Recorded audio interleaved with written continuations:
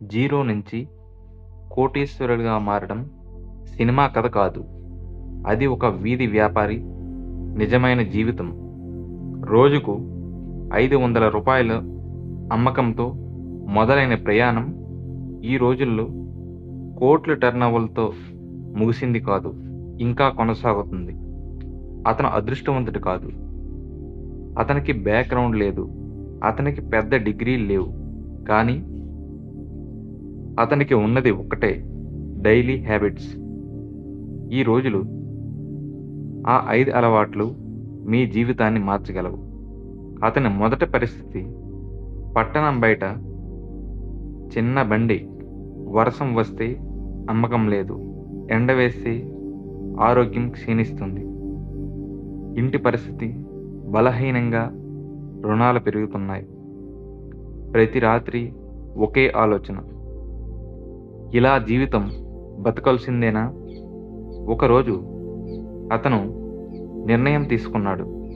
నేను పరిస్థితిని కాదు, నా అలవాట్లను మార్చుదాను. అక్కడ నుంచి ప్రారంభమైంది అతని మార్పు. ఉదయం 5 గంటలకు లేవడం. అతను ప్రతిరోజు 5 గంటలకు లేవడం మొదలుపెట్టాడు.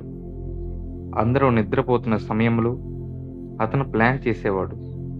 ఆ రోజు ఎంత అమ్మాలి, ఎలా కొత్త కస్టమర్లు తెచ్చుకోవాలి. ఉదయం సమయం అతనికి స్పష్టత ఇచ్చింది. Early morning, clear mind, clear goals. ప్రతిరోజు నేర్చుకోవడం. అతనికి డిగ్రీ లేవు, కానీ నేర్చుకోవడానికి తపన ఉంది. యూట్యూబ్లో వీడియోలు చూశాడు. బిజినెస్ గురించి తెలుసుకున్నాడు. కస్టమర్స్ పిచ్కాలజీ నేర్చుకున్నాడు. రోజుకు 30 నిమిషాలు నేర్చుకోవడం అతని ఆలోచన మార్చింది. హ్యాబిట్స్. ఆదాయం నుంచి 20% సేవింగ్. ఎంత తక్కువ వచ్చినా అతను అందులో నుంచి 20% సేవ్ చేసేవాడు. మొదట్లో రూ.